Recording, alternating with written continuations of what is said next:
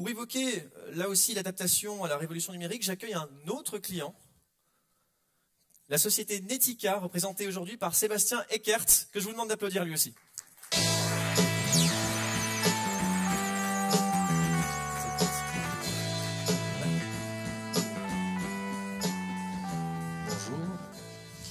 Comme l'affichage l'indique, Sébastien Eckert, responsable de la production de la société Netica.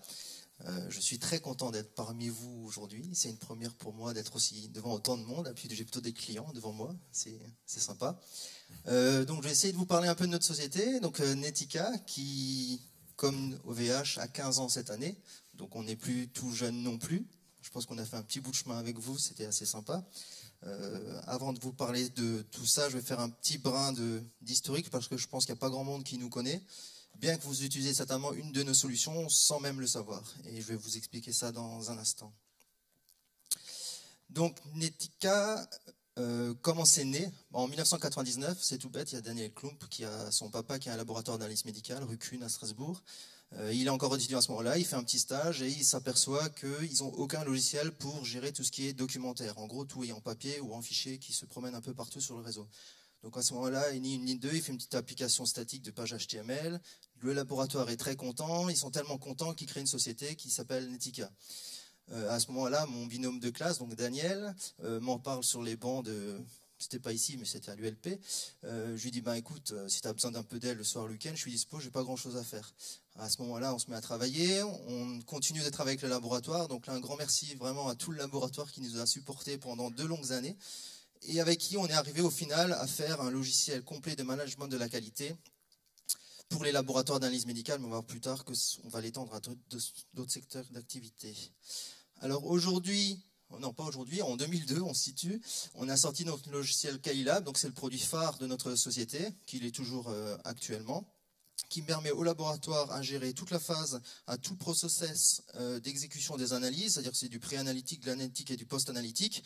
Donc c'est de la saisie des résultats, c'est l'accueil du client, c'est le traitement des non-conformités, etc.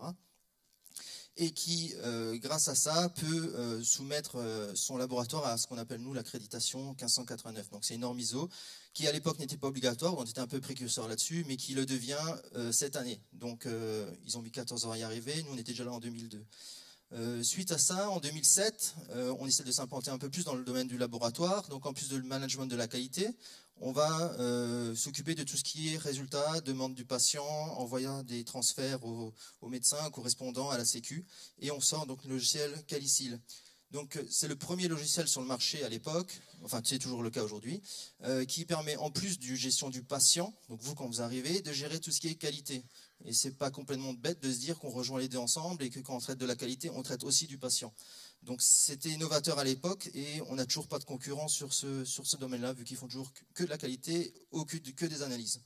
Donc si vous allez dans un de nos laboratoires, vous êtes sûr que les deux sont joints. Donc, par contre, Calicil, contrario à Kailab, n'est pas encore chez OVH.com parce qu'en fait, il nécessite un agrément de données de santé. OVH, a priori, y travaille. Donc, s'ils ont besoin de nous, on s'est à leur disposition pour les aider. Donc c'est pour ça que pour l'instant on a encore un autre prestataire pour cette solution-là. Par contre, dès 2011, voyant le marché de la biologie française un peu décroître et un peu, on va dire, être sur le déclin financièrement, vous avez peut-être entendu des lois santé qui sont assez drastiques en ce moment, on a décidé de nous diversifier, donc dans d'autres secteurs d'activité, et également d'aller plus à l'international, dans des domaines, par exemple le Nord-Amérique. Le Québec, il parle français, c'est très bien, on va commencer par là. OVHIE, c'est parfait, on va les utiliser. Et donc on lance en 2014 Calirad, qui reprend les mêmes thématiques que Kailab, c'est-à-dire que c'est un logiciel de management de la société par la qualité, c'est comme ça qu'on l'appelle maintenant, mais adapté à l'univers de l'imagerie médicale. Donc c'est les radiologues. Concrètement, Kailab, qu'est-ce que c'est? C'est un outil idéal pour finalement toutes les sociétés qui visent une certification de type ISO. En fait, on va vous fournir des bases du logiciel qui vont vous encadrer dans votre démarche qualité afin que vous ayez plus vous-même à vous soucier des détails de comment je vais créer un doc, quel est le cycle de vie d'un document, comment je vais traiter des non-conformités, etc. Donc Alilab est une solution modulaire format web, donc c'est pas plus compliqué qu'un site internet, dans lequel tous les utilisateurs, donc c'est vraiment tous les salariés et pas justement juste les dirigeants ou juste les techniciens de très haut niveau, donc ça va de la femme de ménage jusqu'aux dirigeants, utilisent la même interface pour faire différentes choses. Donc c'est déjà pour suivre leurs actions au quotidien, donc leurs tâches, mais également pour faire de la gestion documentaire, voir les procédures, les documents, faire des non-conformités, des éloignements indésirables, les réclamations clients, mais également pour gérer tout ce qui est stock, commande par internet, les produits qui sont arrivés à date de péremption, etc. Mais également, qu'est-ce qu'on peut encore y voir, tout ce qui est gestion du matériel. Donc on a des interfaces de métrologie, gestion du personnel. Donc quand on dit personnel, c'est pas les fiches de paye, mais c'est plutôt les qualifications, les fonctions, les compétences techniques et autres. Donc une fois qu'on a fait tout ça, on se rend bien compte qu'on fait beaucoup de choses. Et il y a beaucoup de clients qui nous ont fait confiance jusqu'à présent, puisqu'on a à peu près 2500 établissements de santé, privés ou publics, essentiellement en France, mais beaucoup aussi maintenant et de plus en plus en Afrique du Nord, en Afrique noire et depuis peu en Amérique du Nord. Sur le marché français, on représente à peu près 60% du marché de la biologie médicale, donc le plus grand centre hospitalier de France qui est l'AP-HP de Paris. Plus localement, et c'est pour ça que vous devriez nous connaître, en Alsace, on représente 95% des laboratoires d'analyse médicale. Donc il y a de très fortes chances que vous ayez déjà fait des analyses. Dans ce cas, vous avez, sans le savoir, utilisé notre logiciel. Maintenant que vous avez su qui étaient nos clients, je vais vous parler un peu de notre infrastructure, qui a bien évidemment beaucoup évolué depuis les années 2000. On a déjà un peu plus de moyens, un peu plus de connaissances, et surtout on a beaucoup plus de clients qui eux-mêmes ont dû changer, s'adapter au nouveau système de la loi santé.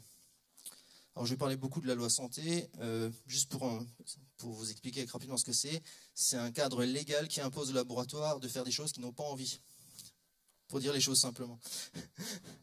Donc, à partir de 2000, ce qu'on fait, de toute façon on n'est que deux, alors on fait quoi? On installe des serveurs, on va chez le client, on les branche sur le réseau quand il y en a un, sinon on fait nous-mêmes le réseau s'il n'y en a pas, et puis on repart et on espère que ça va marcher assez longtemps pour qu'on ne soit pas obligé de revenir. Et ça marche relativement bien, parce qu'on n'a pas beaucoup de clients à ce moment-là. On était encore étudiants, on était encore à la fac de Strasbourg. En 2004, ce qu'on fait, on est un peu plus intelligent, on se dit on va tout paramétrer à l'avance, on leur envoie sur site, et si on a de la chance et qu'ils ont une connexion internet ou un modem, on arrive à configurer les choses à distance. Ça marche un petit moment, mais pas longtemps en fait, jusqu'en 2006, où les laboratoires commencent à peine à avoir internet.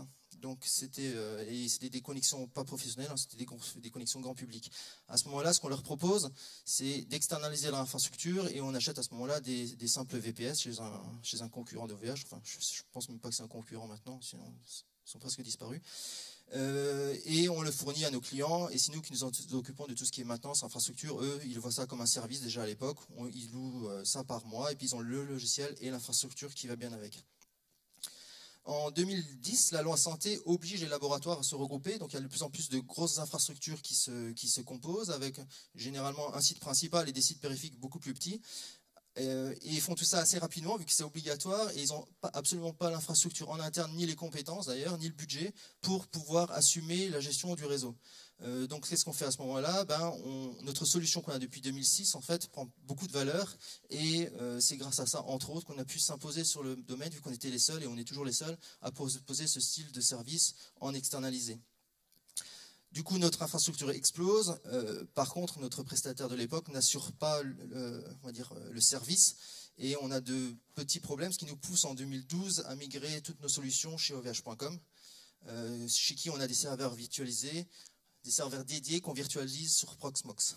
Donc je vais vous en parler un petit peu plus tard.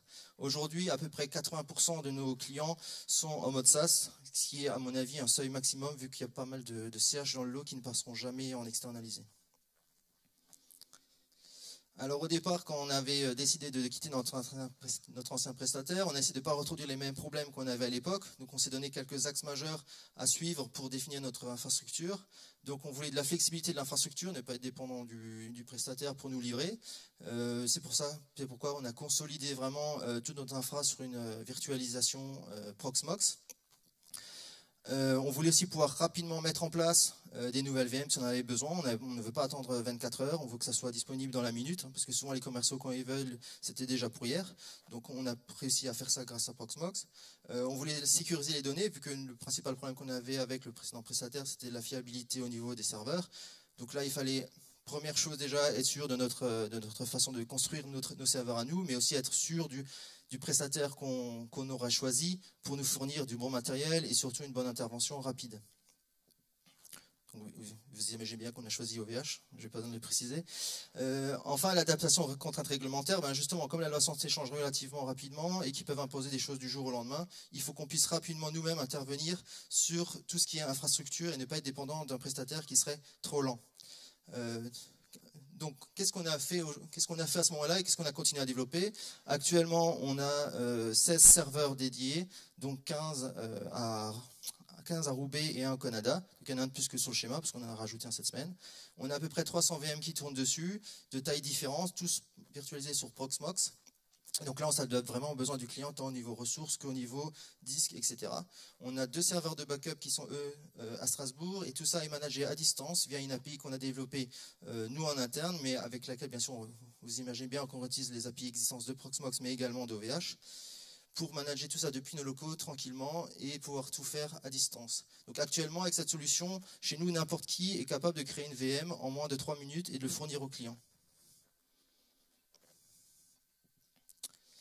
Alors, dans chaque VM, on retrouve toutes les couches applicatives, je ne vais pas trop en parler, de notre logiciel. Et en frontal de ces couches applicatives, on retrouve bien sûr un IP failover qui nous permet, grâce à l'API d'OVH, de le déplacer facilement en cas de crash d'un serveur ou même en cas de maintenance d'un serveur qui sera un peu trop longue.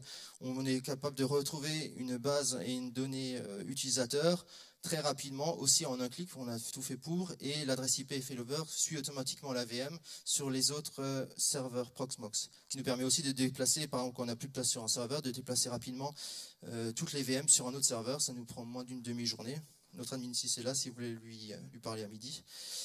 Ce qu'on fait également, c'est qu'on n'utilise pas tous nos serveurs à 100%. On garde toujours une marge de manœuvre afin justement, en cas de panne d'un serveur, si on n'était pas livré dans les 30 minutes, de pouvoir faire ça, de pouvoir déporter nos VM sur un autre serveur qui est à nous.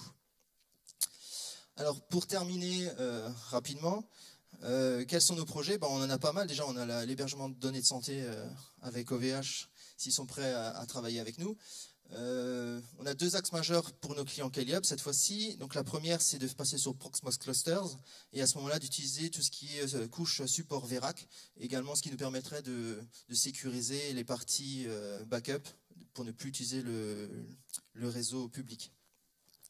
La deuxième chose à laquelle on pense, et ça va beaucoup dépendre de la loi santé, de ce qu'elle nous autorise à faire ou pas, c'est d'utiliser le Dedicated Cloud Cluster pour pouvoir faire Dedicated Cloud, pardon, qui nous permettrait d'assouplir encore notre gestion, d'avoir un peu moins besoin de nous et qu'on laisse plus de charge à OVH pour pouvoir faire peut-être nous des choses plus intéressantes.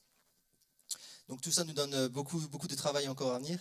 Donc c'est d'où notre présence aujourd'hui et j'espère que ça va continuer comme ça a commencé à OVH. Je vous en remercie. Puis bonne journée. Merci.